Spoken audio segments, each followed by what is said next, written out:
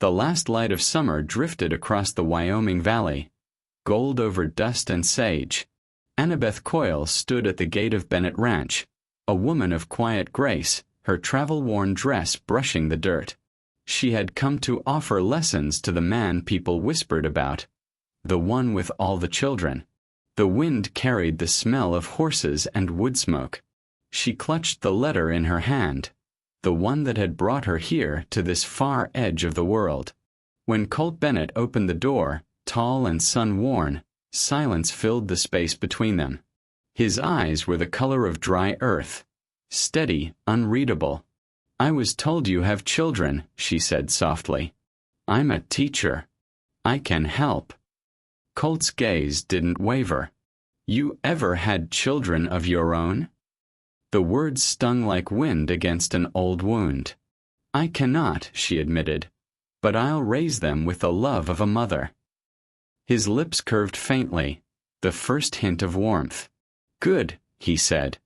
"I've got enough kids for both."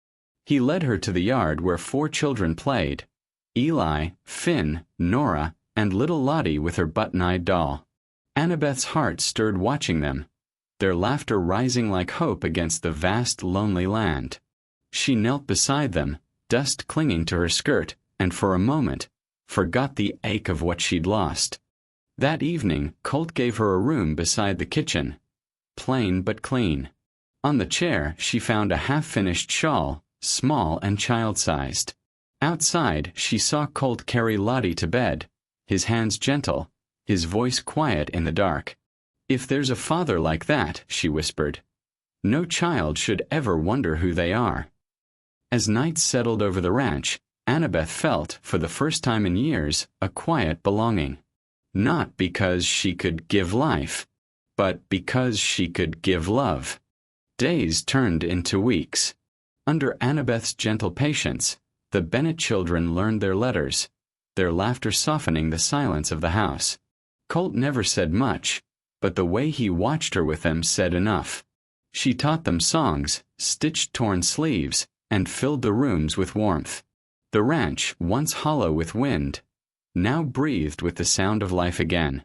And though Annabeth told herself she was only passing through, her heart was already home. Then came the accident.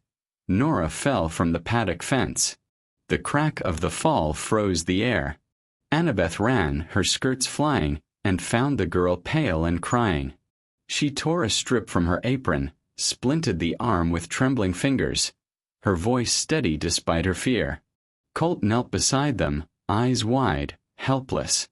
"I've never seen someone who's not a mother," he said softly, "be so much like one." She met his gaze, and for the first time neither of them looked away. Their bond deepened, not with words, but in the way she stayed, the way he began to trust her. But peace has a way of breaking when it's finally found. A man in a dark coat rode into the yard one gray morning. "Territory Welfare Office," he said coldly. "4 minors here. None share your name, Mr. Bennett. In 10 days, they'll be relocated to Cheyenne Orphanage." The words hit harder than a bullet.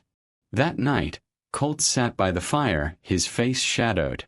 He told Annabeth how each child had come, abandoned, forgotten, unwanted, and how he'd given them shelter. "You became their father," she whispered, "more than most men ever try." But the law didn't see it that way. So Annabeth began to write. Letters, petitions, pleas. Neighbors signed, the church gathered. Word spread like prairie fire. Then one night, the sky tore open. A storm rose, wind howling against the walls.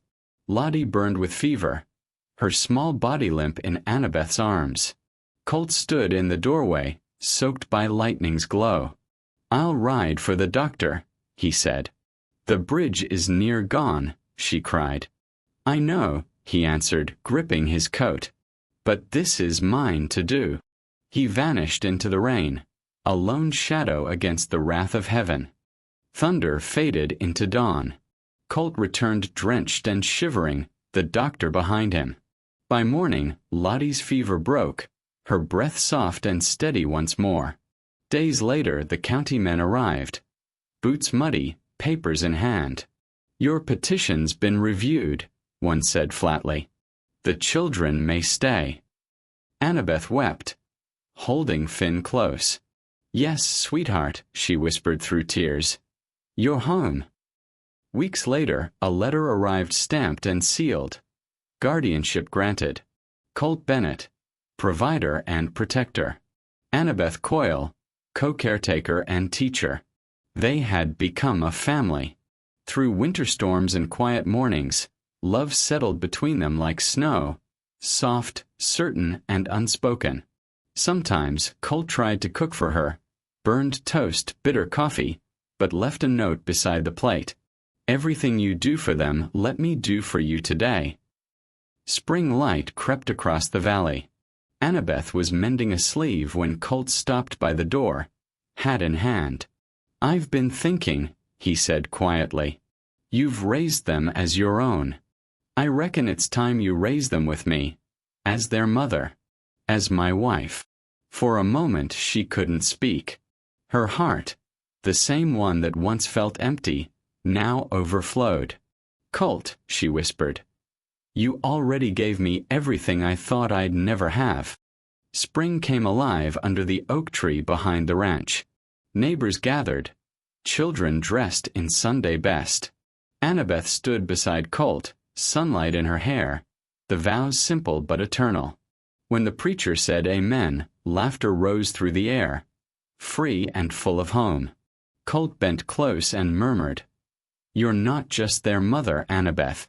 You're the mother of this whole home." And she smiled, eyes glistening, because some love stories don't end in thunder. They end in peace under the wide Wyoming sky. Sheaf of rice.